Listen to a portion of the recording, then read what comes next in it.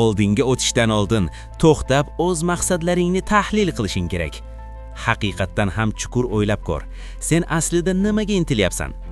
Ko'pchiligingiz o'zingiz yozmagan bir ssenariy bo'yicha yashayapsiz. Sizga yaxshi o'qish, yuqori baholar olish, nufuzli universitetga kirish va barqaror ish topish kerakligi aytiladi. Sizga butun umr ofisda ishlash muvaffaqiyatning o'zi deb tushuntiriladi. Lekin oxirgi nuqtaga qaraylik. Tasavvur qil, 55 yoshga kirding. Tabriklaymiz, sen yiliga $100,000 topadigan hurmatli ofis xodimiga aylanding. Ammo buning evaziga nimani yo'qotding? Yoshligingni, kuch-quvvatingni va eng yaxshi yillaringni oylik maoshga almashtirding. Oxiriga yetding, lekin aslida hech narsaga erishmaganingni tushunding.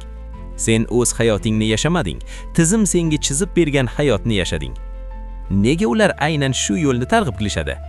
Chunki ular uchun sen orzu-havaslari bor inson emassan, sen mahsulotsan. Sen daromad manbaisan. Ular mahsulotni $5 ga ishlab chiqarib, uni senga $50 ga sotishadi. Sen o'sha pulni ularga ishlaganing uchun olgansan. Ular seni milliarder bo'lishingni xohlamaydi. Ular seni millioner bo'lishingni xohlamaydi.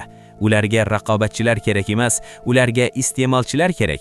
Ularga o'z tizimini aylantirib turadigan detallar kerak. Agar sening isming dunyoning har bir burchagida tanilishini istasang, bu aylanishni buzishing kerak. Oddiy yo'lni unut, muvaffaqiyatsizlikdan qo'rqishni to'xtat. Muvaffaqiyatsizlik dushman emas, u eng yaxshi ustoz.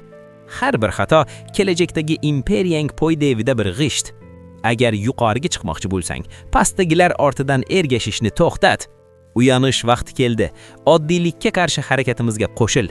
Biz shunchaki raqam bo'lishni istamaydigan jamoatini quryapmiz. Ushbu xabarni qo'llab-quvvatla, ulash va boshqalarga yetkaz. Dunyo haqiqatni bilishi kerak. Sening cho'qqiga yo'ling aynan hozirdan boshlanadi.